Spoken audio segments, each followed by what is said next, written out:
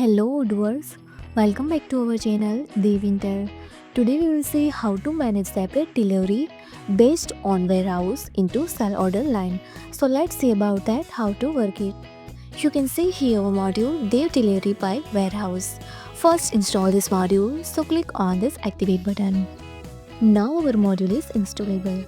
First go to sales app, create new order, select customer like lights up.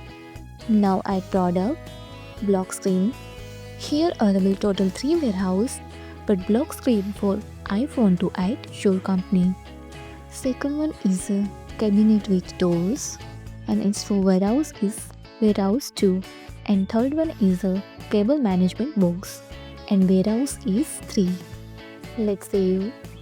So see here, different product for selected different warehouse, your company, warehouse 2 and warehouse 3. Now confirm this order and see here, created delivery order is total 3 based on selected warehouse of this product.